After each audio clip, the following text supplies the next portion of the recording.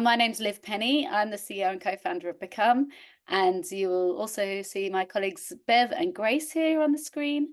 You'll hear from them later. And I'd also like to welcome Susan Brosnahan from Kristen School, who's kindly offered to come and share her experience of the programme as they're entering their second year of rolling it out now. And they're very kind to give us lots of feedback on the programme, which has helped us refine it, specifically for New Zealand as well. Most of you, because you've signed up for this, I'm guessing, have acknowledged that you would like in some way to transform that subject selection experience.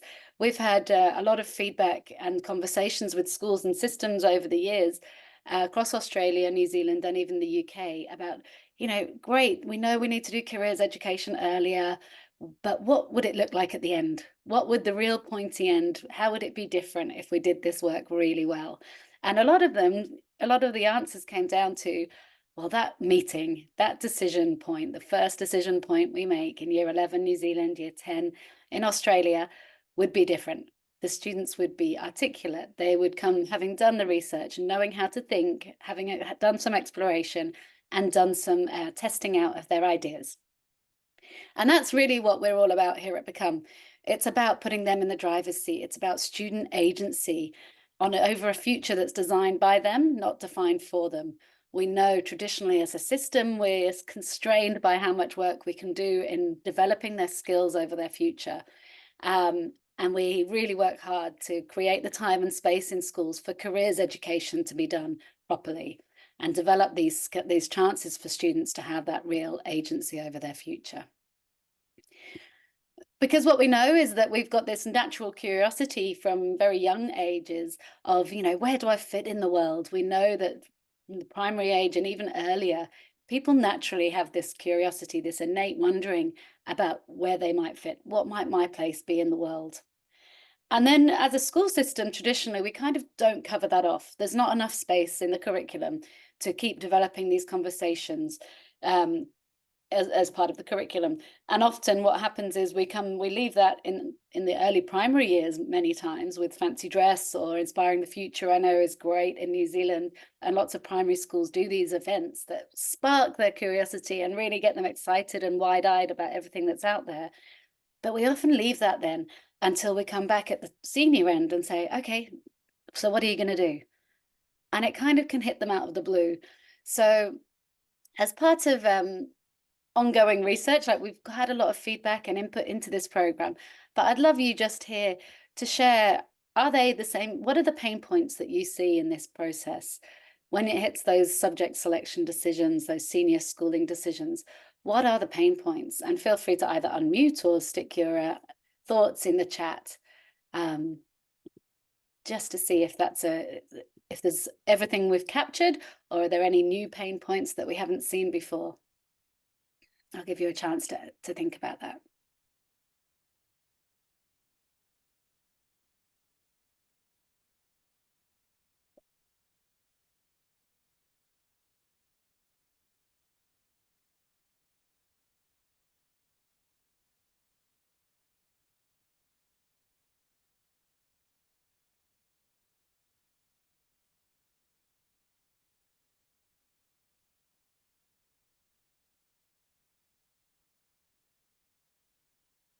So real roadblocks that they have to navigate around and change course. Thanks for that.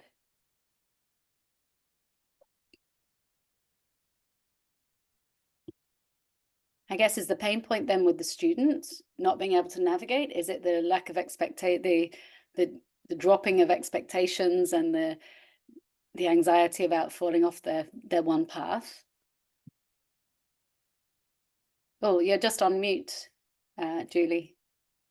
Yeah, it can be a combination of things, I guess. But, I guess I always sort of say, like, follow your heart 9, 10, 11, but then by year 12, you need to kind of have a bit of a strategy. So I guess, we've sort of been working with them about what, combinations of subjects are good and what you're interested in, but then it often gets to that point where it gets a bit hard, and they've got to put a bit of effort into something, or they might not just naturally find it easy. So, they want to do something that requires science, and then, obviously they've got to be able to pass some exams for that. So yeah, I find that can be a hard time for them.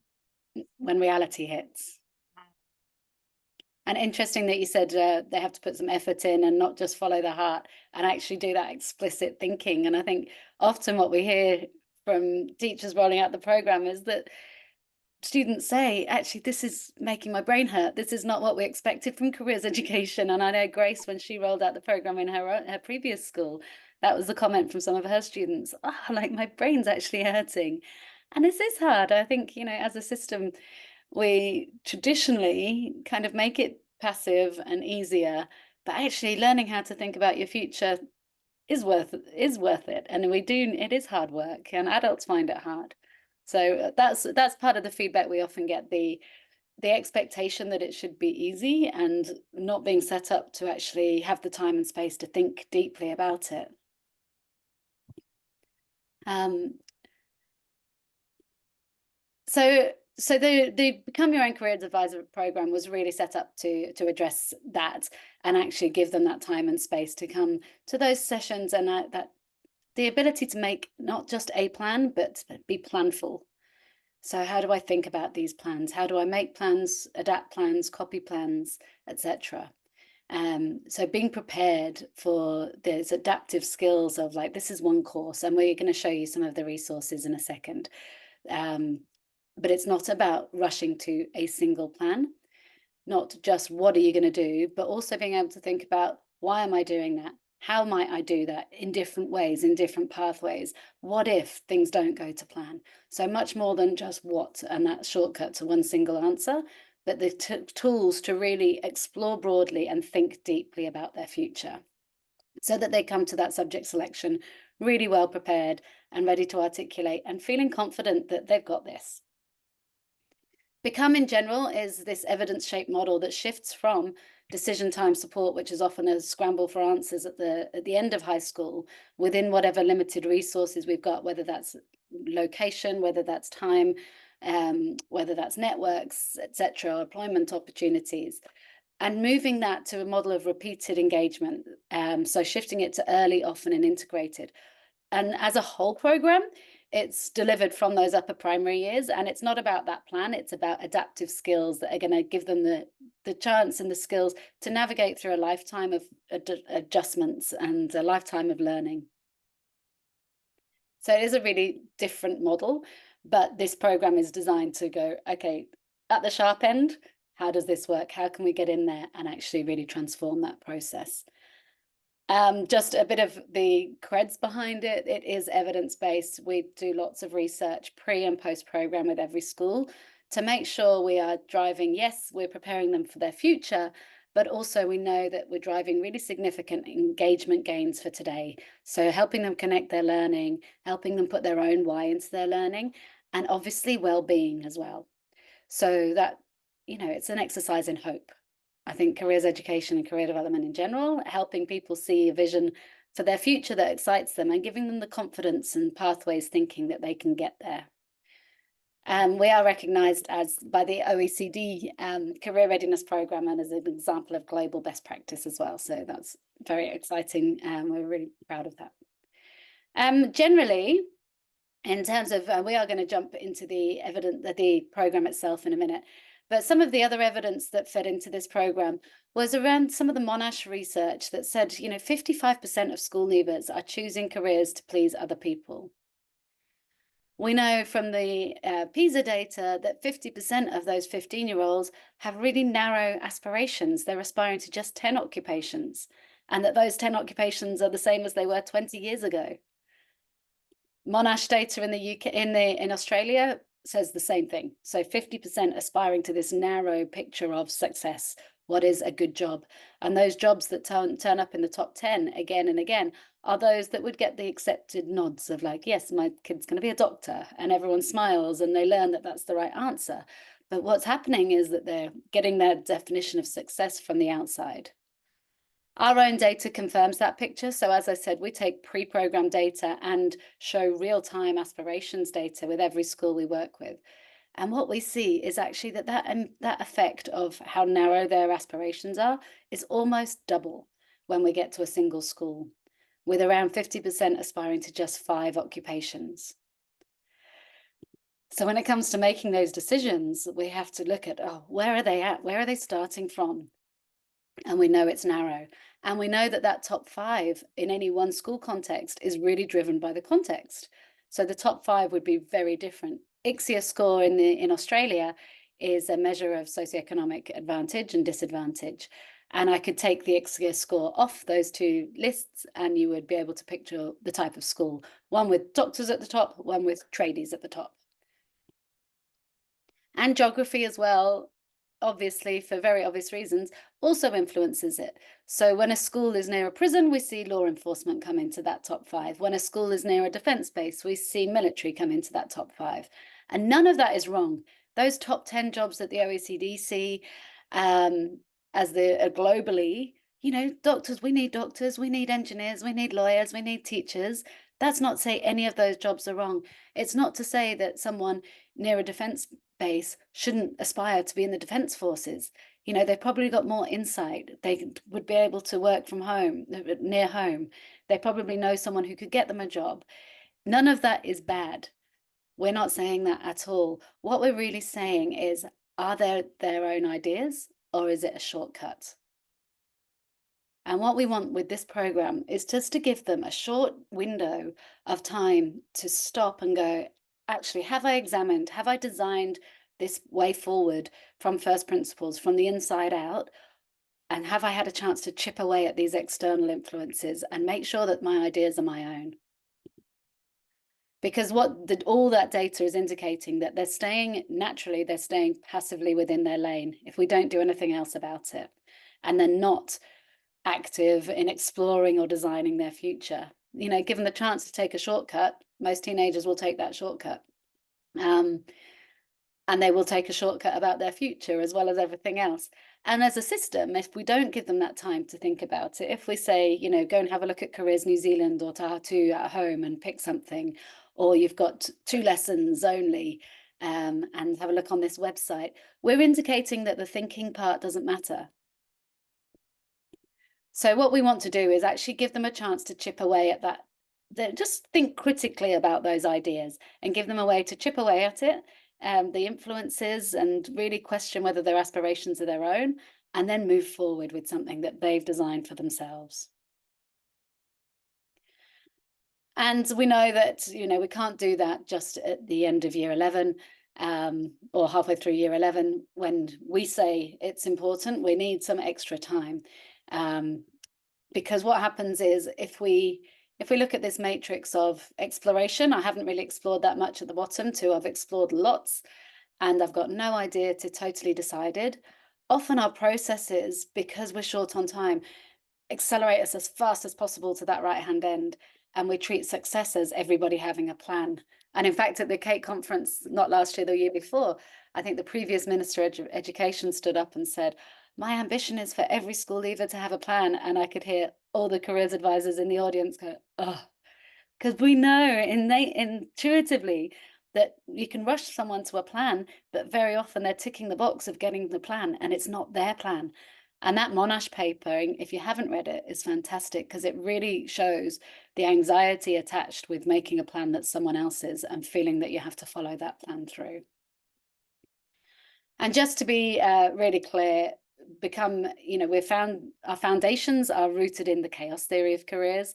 So we're never about a plan. We're always about planfulness. How do we give them the skills as the world changes and they continually change? This is not one answer that will set them off on this linear path for life.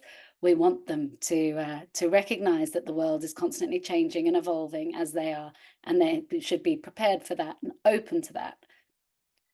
Bev, I might get you to jump in here because this was interesting when we talk about not having that one fixed plan. Sorry, I was just putting the link shared a link, yes.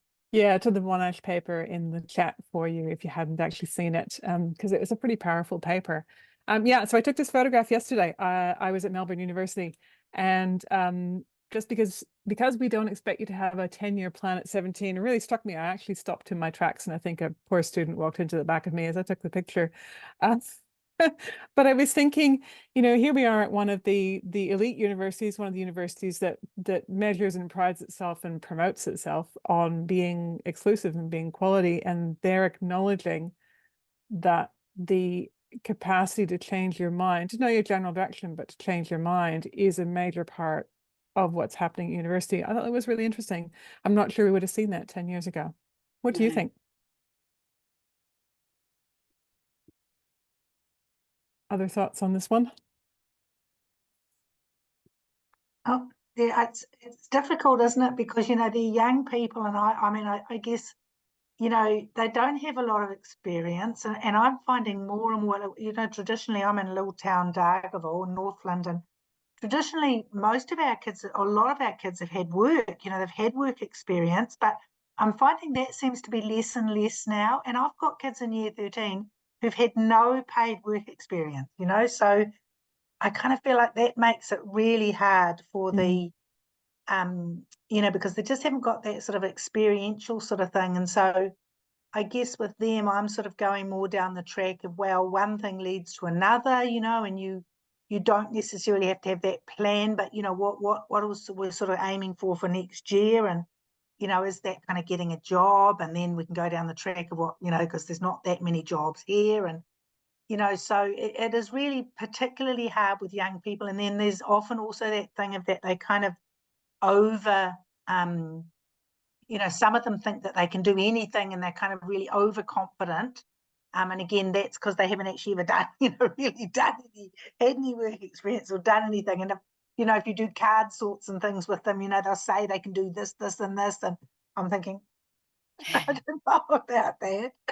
So yeah, I think it is really hard, isn't it? You know, to expect them to have that plan, and or to sort of, and equally it's stressful for the ones that, you know, are keen on tertiary, but you know, they sort of feel like they're making that decision to sign themselves up for some long-term course. And I'm really pleased the unis have, they all say that now here in New Zealand too, you know, I think the stats are like almost 50% change, Yeah. you know, so it's really good we accommodate that more, but it's probably not quite so easy for those ones that aren't going to tertiary. And in my little town, I think a lot, you know, I worry about the ones that are going to get sort of stuck in that kind of low paid casual sort of work. Yeah, I think that it definitely happens to them. Yeah. Well, yeah, I think the unis obviously, yeah, we see the same in Australia and the UK, around 50% not completing that course, the first course, that first step. And obviously there's something in the unis, it's in their interest to keep them rolling through as well, and not necessarily sticking with the first course. But yeah, the underemployment and long-term unemployment is, I think, a real issue that's getting them to test things out earlier and be confident, have that capacity to aspire earlier, I think, is a critical thing. And I think we see a big difference to that if we get in before that year 9 and year 10, and get them to not get a job, but do a small work experiment that gets them excited about what could be, before they've made all those decisions along the way about their education and how hard they're going to work. And I think that's the proactive end of the spectrum, whereas this program is kind of the what do we do at the end to kind of align their thinking as much as possible. Yeah, I mean, I think I'd say that I always just say let's focus on the next steps, not let's just look at the next step, rather than sometimes I'm having this kind of, I have to have a 10-year plan, and this worry that they have, and also the whole thing about adults constantly asking them, you know, what do you want to be when you grow up? And I talk to them about flipping that question and turning it back to the adult and asking them, so tell me about your experience. What was it like when you left school, and what did you want to do? And then, because often adults then say, oh, actually, yeah, I wanted to be a whatever, and that didn't happen. And because it's all about them trying to understand pathways and journeys and things not being linear. And yeah, so and also, yeah, that I think that's a great advert, because it's that reassurance. It's okay to change your mind, and it's okay to start university, and it's very normal in semester 1 to change your courses. So yeah, it's great. Absolutely. To really normalize it. And that's really what we're all about, is actually how do we make that normal? That complexity and change is just, you know, it's not normal to have all the answers as soon as someone says to you, what are you going to be? Nobody does, but it's a very easy question to ask. And I love your idea about arming them with a question back to the adults. So it's all about, yeah, explore and be curious, what motivates you, and being focused, having a direction, but also being open to change. So not getting completely derailed when things don't go to plan. And the way the whole system works is across these 3 learning domains. So from year 6 to year 11, there's differentiated programs for each year. But they go through the same process of how do we make sure they explore really broadly to start the world of work in an age appropriate way, but also themselves as they change, and what are the influences that are shaping them and their ideas for their future. And then how do we bring those awareness of those 2 areas together and give them the chance to create possibilities that excite them. So how do you get creative about, you know, job hacking the world? What would suit your lifestyle? Starting to understand the different levers that you would pull around flexibility and location and travel and the clothes you might get to wear and how purposeful your work is and how much money and all of the levers, not just Googling how much money does this dentist earn. How do we get them to understand that and start to take a bit of ownership over what they can play with it within that? And then not just going, okay, I've got an idea that excites me, I'll stick that in my pocket and I'll stick with it because everyone nods and smiles when I say it, but actually do something about it. So how do we get them to take mini actions, smaller micro projects and micro experiments that will allow them to test out and refine their ideas? You know, we're not saying that nobody will change their mind then when they get to tertiary, but when we see students go and do something to test their ideas out, even from a year 6, 7, 8, we see around 50% of them come back and go, oh, that wasn't at all what I thought it was going to be. You know, they might have just interviewed someone. They might have looked at the educational qualifications that are needed. They might have done some research. They might have actually done some work experience. However they've designed their experiment to test their idea out, we see around half result in a change of plan. Now, we're not saying that we'll de-risk everything, but how much better to have a chance before those high stakes investment decisions are made to actually test out some of those ideas and recognize that failing fast is a really healthy way to go about career and dipping your toe in the water to test out your ideas. So that's the overall structure. And that means they get used to sitting in the top half of this diagram and going around this as a cycle again and again throughout life. This kind of infinity loop cycle. And then what we really like to do is make sure that there's some tangible outputs. We know we've also got a job to do in changing how other teachers in the school see it, how parents see it, how students themselves experience careers, because often it's been, you know, underdone, basically. So how do we really celebrate and demonstrate that growth in the students and their development and the increased agency they now have over their future? So in the younger years, their experiments might be showcased as a flipped career expo. So it really takes everything we know about career expos and throws it out the window and says, actually, these students have done their own experiment that they designed. They might have broken way beyond their network. We had a girl recently who'd emailed through the Guild of Animators. She'd got in touch with the Walt Disney animator who's now responsible for Mickey Mouse, and she had to and fro amazing contacts with him. It had ended up with him sending her a personalized sketch back of Mickey Mouse. She was transformed, but it was her doing it. And, you know, we see again and again the transformation in students' confidence and vision, even when they say, oh, that's not, you know, a girl that went to a veterinary surgery. I don't know how she managed it. She managed to wangle, she was a year 8 student in New Zealand. She managed to get work experience on a Saturday morning just in the veterinary surgery. Her killer question, her experiment was based on the fact that would I be depressed? You know, is the reality that I'd be putting dogs down all day? And she kind of, once she got to her killer question, she thought, I'm not going to like this because I really love my dog. I really love animals. But actually, when she got there, she came back and like, I actually didn't mind it that much because it wasn't my dog. So she'd actually done the hard question, faced that hard reality, and actually come back with a really good insight. A lot of the other, you know, vet is right up there for younger students. I'd say more often than not, it's a no. It's I need to find another way to help animals. But it's those kind of things that they're exploring early that's really powerful. But in the year 10 and 11 for this program, the most money where your mouth is evidence of their increased agency is obviously that subject selection interview. And that's where the systems we work with said, let's test it. That's what would be different.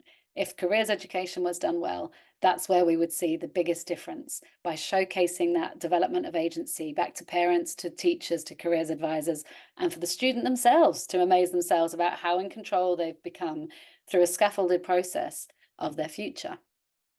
So, and we know every student is going to be different. We're going to show you a video of one of Susan's students who is very articulate and really impressive. But we know that on that map, there are students everywhere. There will be students that are right over here on track, cool as cucumber, got this sorted. Ones over here who have lots of ideas, but it changes every day. Ones who are down here, haven't explored much, I've got no idea, and it's so stressed because everyone else seems to have a plan.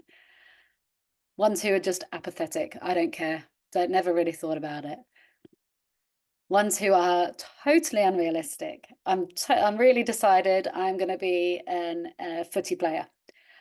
I'm not playing rep, just don't want to face that big killer question of, are you on track? Is this going to happen? Even at those older ages. Or any other like long shot that I just got stars in my eyes, but I don't want to face the truth. Or these ones, don't ask me why. I'm totally decided and that is locked in, but don't ask me, potentially because it's parent pressure. I don't want to have that conversation because it's not my idea, but I'm scared to open that can of worms. And all the others that are on the route of that. So we know there's a layer, as well as their actual career thinking, there's obviously that emotional layer of where it's coming from as well. And we know that's going to come out in the subject selection interviews, but we want to give the students the chance to acknowledge that. Where are they playing from and how are they feeling about it on the way? Okay, I might hand over to Bev, Grace, to show you a bit about the program and how it works. Absolutely. So yeah, Liv, I'll ask you to keep driving the slides and I'll just talk to them. So we've talked a lot about the two parts, which will come up in my next slide, but the two parts to become are both the inspiration and the structure to help that inspiration become something clear and become something that's useful, as opposed to being another shortcut. So these are the resources that we have available in Become. So Susan, you're going to be familiar with these. For students, there's the web app, which we're going to have a quick look at in a second. And then there's that exploration log where they keep notes, and there's their journal, which is absolutely central to become your own careers advisor. So we'll go into the journal a bit more. It's a different journal to other year levels, so it's something we'll have a look at. For educators, there's the lessons, the curriculum-aligned resources, which for New Zealand, we've aligned to the employability skills and to the key competencies, and we're looking at the draft careers framework as well. So that's starting to come together in a really real way for New Zealand. And the exploration log and the accumulated data can be used by the school leadership and by the teachers to plan what they're doing. So the next slide. From a student's point of view, I'm going to keep going into kind of the heart of the program though. The student's point of view, we've got two sides to it. One is that inspiration that, oh my goodness, I didn't know that was the thing. There's a whole way of asking lots of questions, but also the structure to make sure that doesn't just spin around and go nowhere. So looking widely at the world of work, this is a quick silent video that just shows you a little bit about how they're going into the app. And the key thing is that it's not only interesting, but they're also asking lots of questions. So they are scaffolded to ask more questions than to expect answers. And even at this year 11 level, even at the level where they're starting to put this together with their senior subject selections, it's still great to be asking lots of questions, because I think, as you said earlier, when we're having that discussion, you know, just knowing what the next best step is and knowing your general direction and starting to think about those general direction assumptions, that's fantastic. So that's what we're doing partly with the app, is to really foster that exploration and getting out there and seeing, yeah, there's not just one kind of lawyer, there's 135 different kinds of lawyers. And okay, I want to go into construction, but hey, what's this thing called estimating? What are they estimating? Is it materials or is it money? Well, let's go and find out. So those are the kinds of things that are happening there. So they're undertaking that solid exploration of the future. So as we said, the structure of the program: awareness of myself and of the world of work, aspiration. So that's putting together what are the things that are influencing me in this particular program, what are the deep values I've got, what's motivating me, and then finally taking that experiment, looking into something that you're excited about right now to see whether or not that really is what you want to pursue, what you really want to do for the next couple of steps. Now, if we just move on to the actual lessons, I'm going to walk you through what they do in a nutshell. One second here. So where are you right now? So Liv showed that that quadrant diagram where we're looking at, have I explored lots of ideas and I'm very decided and I'm not very excited, decided. We get the students to have a look at that and to do their own sort of self-analysis and to basically come to realization that they might, or they probably need to look a little bit more widely. It's not hefty, but we're really sort of focusing on looking really broadly and thinking about just the wide number of things that are both unseen in the world and that are emerging in the world.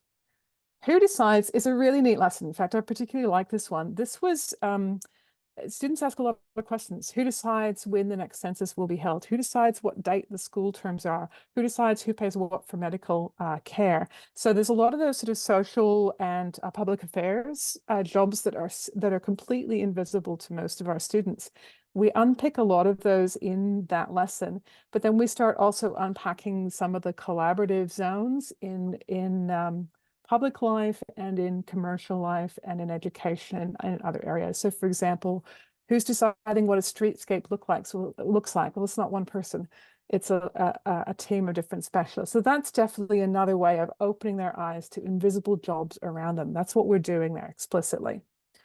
So that's where we start using the Become web app, and we start having those scaffolding questions that push them to look harder. During the groundwork, now this is an interesting one. This lesson is specifically so that they're practicing and skilling themselves up in research skills.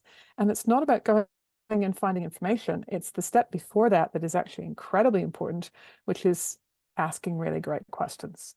So instead of how much does a builder earn, it's more the research skills into what kinds of builders are there, who works with builders, what does the building industry look like, what's changing in the industry, what's an assumption I have about it. So these sort of building different skills, different questions, and we've actually sort of found a way to help students create sort of spiraling clusters of questions, which sounds very esoteric, but is quite practical and can be really fun too. We do this in different ways at different year levels. This one, doing the groundwork, is for this particular slightly older students who are more capable of some of that sort of conceptual thinking. Then to make that sort of applied and real in aspiration, this is where we're looking at my aspirations for my own future. Shaping my own future, emphasis on the word shaping, is about knowing what influences are pushing and pulling and malleably changing what you think your future should be and deciding for yourself. No, actually, I don't want to be pulled in that direction because all my friends want to be vets. I'm actually over here and I'm really interested in tidiness of data and information. And maybe I'm more of a, so it's that sort of, how do I want to shape the influences that are pushing and pulling me around? And how do I want to start taking agency? Because we're now building them up to taking agency. Open to opportunities. Now I've just had a really good dive into this lesson for New Zealand data. And this is where the students look at labor market data. They look at trends. They look at global, but also national expected mega trends, which will be things like population getting older. In New Zealand, the State of the Nation, State of the State, I beg your pardon, State of the State report 2023 identified increased polarization in New Zealand as a mega trend that was going to have an impact on the next 20 years, which is quite interesting. I've not seen that in the Australian reports. So the students are having a look at this kind of material and starting to think in that bigger picture. It's a little bit also about where I'm going to fit into society. But what we're doing there is we're taking those stories about the future that can often be presented in the media with a degree of scare and fear and anxiety about them. We're taking those and we're saying, hey, if this is a thing that is happening, if the population is getting older, there's an obvious one, there's an awful lot of opportunities for people to work in. Let's now have a look at the app and have a look at a wide range of careers that might be booming as a result of these mega trends. So they're looking at the trends and they're open to the opportunities in those trends. And then finally, an aspiration before they do their agency is change agents. And this is about driving your own ship. So you decide what direction you're aiming in, the sort of big direction you're aiming in, although there's always going to be ebb and flow. There's always going to be currents. There's always going to be perhaps the possibility of a new breeze that takes you somewhere else. So we're keeping that idea of the planfulness of knowing roughly where you're going, but also being completely open to change and to changes from within yourself as well and opportunities outside. So that's the scaffold. So in a school context, All Saints College, they were actually able to come to our Australian event for this, and they're based in Western Australia. It may be a little bit hard to read some of the writing in this, but I'm just going to tell you about the students' work. So on the left, this student in their exploration map, they identified 3 career areas. So in blue, there's a cricket coach. In yellow, there's an athlete manager, and in green, it says sports commentator. So they identified those 3 by finding them in the app. And then they started to have a look at the skills and characteristics that helped them to identify why they were in themselves, which attracted them to them. And they've written down analysis understanding. So there's a skill that they know they have, they've perhaps learned or identified. Sports related. Okay, that's going to be a huge interest for that student. Helping people, they've written down there. So that's perhaps from some of the motivational stuff we've been doing in lessons. What are your values? What are your motivations? And finally, organization is their skill. And this student had identified that they were over there, pretty much in the totally decided, but they're acknowledging maybe they haven't explored as much as they maybe could, but they know that sport is their general direction. So now they need to look a little more at all the other things in sport. So they are moving up a little bit, and they're acknowledging that they need to look a little harder. So the next slide. So then looking at the skills and interest log, the same student here. So the things that they said yes, the jobs they said yes, there's the cricket coach there, there's the athlete manager there, and then in the middle, so yes, they got cricket coach and athlete manager, and maybe it was a bit that I got really interested. So it says sports commentator, sports analyst. I'm going to read them because it could be a bit small. Sports analyst, cricket umpire, corporate accountant, okay, team selector, sports commentator. So I was reading that and I was going, well, why is a corporate accountant there in the middle? And I'm just wondering whether maybe that's because the skill that the student identified themselves as being good at was organization, or maybe it's a response that somebody else is asking for from them. So I'm not sure where that's coming from, but it's just interesting that it's there. It might be a practical concern about career prospects. Finally, in agency, that journal that we talked about, that's supporting students every step of the way. So when you get into the agency part of the program, you're actually using the journal, and it's more like a conversation between the students and the teacher as they're building up that portfolio of themselves and of understanding themselves and of looking at a career that they'd like to explore right now. So this is where it goes in agency, where they start to create what we're calling possible pathways to allow for the fact that there may be more than one. So they might say, so the student, for example, on the left, the student knows they want to do something in ecology and conservation, but they don't know not much about the field. They don't know what yet. So they're thinking, okay, STEM subjects would be my main path. You can see big green arrows going through the main path, the kind of classic, go to university, do this, do this, do that. But then there's a few sort of popping out the sides here, which were going around the hurdles that they may not pass. So in red, the student, she's identified that she might not have the qualification or pass the exams to get into one of those degrees, but she could go and do an internship. She's seen that she could perhaps volunteer. She's seen that she can walk around that problem and get back in at a later stage. So we're asking the students to look at several ways to get there, which is identifying those that may have an aspiration that they can't quite academically meet yet, to look for the alternatives. So we're signaling that this is how you do it, basically. Student on the right, they want to be a cybersecurity expert. In red, right in front of them is, it says, my parents want me to go to uni. So they're seeing that as an obstacle, that student. So they're aiming for a diploma, but they've also identified off to the left, they could go out. There's a Cert 4 in cybersecurity. So if I don't get into the diploma, I could go to the Cert 4 and then possibly come back. But the bit in yellow says, well, I'd like to travel, so I'm going to need a part-time job. And these are all great because they're thinking about not just what if I don't get it? How do I get back? But also what else do I want from my life? So this student, this was shared with permission. They did a multi-page proposal. I've just put a couple of pages in here. of really thinking about their subjects and addressing why and what their reasoning is for their subject selections. It's a bit of a it's a really good sort of portfolio for that discussion with the careers guidance counselor at that point of senior subject selection. So they're looking at this is year 11, I beg your pardon. I think you can probably see it fairly clearly. So she's looking at architect, geneticist, doctor, rocket scientist, and what she's interested in. And it's interesting that she's got the design and physics, and she's trying to work out between the two how they combine and what that possibly means for her. So finally, with the Become Your Own Career Advisor, we did find in the schools that trialed it that they're using their own resources. This was a reflection form that All Saints College typically did do before senior subjects. But what they've done is they've modified it to include the pink and white you can see there is the skills and interests, which is sort of getting at the students' motivations that we use, and what's my why, which has been part of the program. So they were using the material and modifying their existing tools and reporting back to us that that actually gave them sort of stronger heart beneath what the students were thinking about, and a better discussion ultimately, which is what we're aiming for here.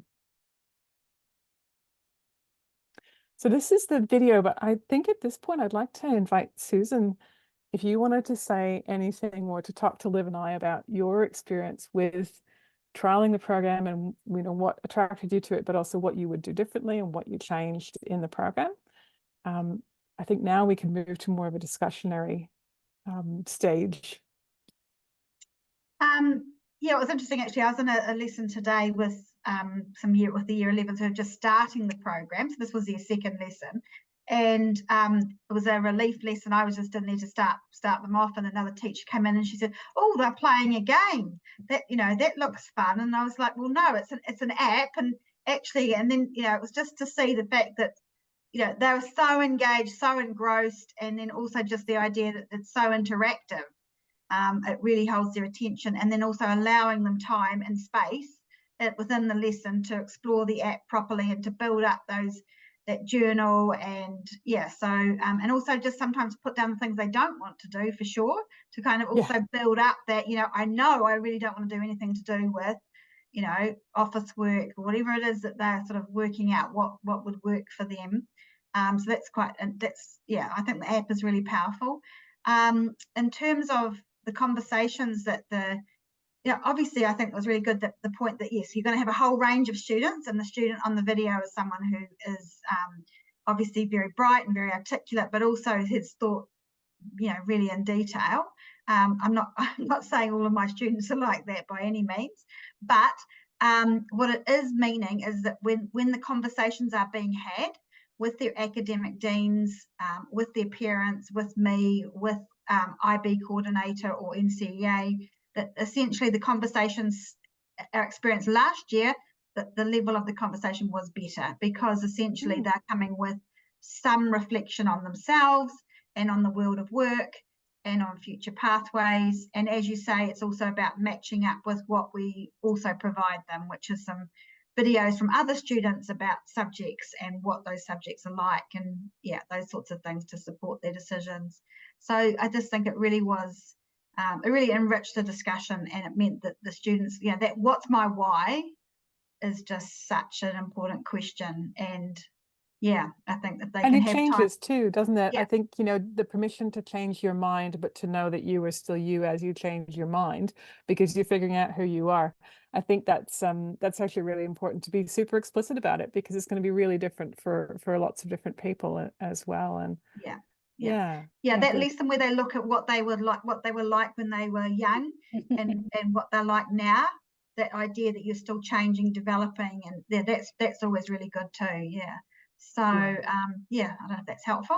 I was in a class the other day with some year 10 students in Australia who'd done the program in year 7, and they were just coming back to it, and they all went back to their log from when they were in year 7, and to see how much they'd changed, and some of the stories, and as they read out their logs, some of them were in tears about how much they'd changed, and like, oh, I said I was going to do this because I didn't have the confidence to work with anyone else because I didn't think anyone liked me. Oh, But it was lovely to see that 3 years change, and that yeah, what's my why is so powerful to say. I think often we skip it. So Yeah. I'm going to play the video, but thank you so much for sharing those insights. I'm going to play the video of one of your students. Actually, before that, can you tell me the way it was expressed? So we've talked a lot about, you know, transforming that subject selection interview, but obviously this is a video, a pre-prepared video. So how did you manage the showcase and an expression of it and presentation? So we gave the students a range of choices about how they were going to present the final product, essentially, of, you know, being my own careers advisor. So I think the one before as well is one of ours, is it? That portfolio? Yeah, the design portfolio. Yeah. Yes, so, I think it was, which is why I was pausing, because I wasn't sure whether to invite you in or not. But yes, I it was having was. that moment too. I was like, I think it's I'm sorry. yeah. So so it depended. We want to give them some agency on how they present. And so yeah, I think the videos are great, because what it meant was that students could then, if they don't want to, they can share it with their teacher, with their dean, and then also with their parents. And it's just because you have to actually articulate your ideas clearly in a video rather than just on a piece of paper. That's always a good way too, because it's coaching, right? It's cognitive coaching. You're thinking aloud, you're expressing your ideas out loud, and you're listening to yourself. So that's why it's such a good way to do it. We had students who presented to each other, presented to the whole class, different ways of doing it. But yeah, I think this was a great, this worked well. Fantastic. Let me play the video and then we can ask you questions. Can you hear that?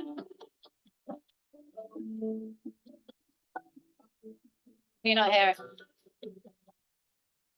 Can you hear that? Yep. It's a bit wobbly, but keep going. Oh. I've always enjoyed challenges in learning new things, especially in science, through individual studying. In my childhood, I've always thought that I would do something relevant to theatre as well as medicine. However, over the past few years here at Kristen, I discovered that my interest in human biology, like how it functions and defunctions, absolutely captivated me, to a point where I would spend all of my leisure time rewatching the surgery/operation documentaries on Netflix and YouTube. This is when I decided to take a path in the future after leaving Kristen in science, especially in human science, human biology.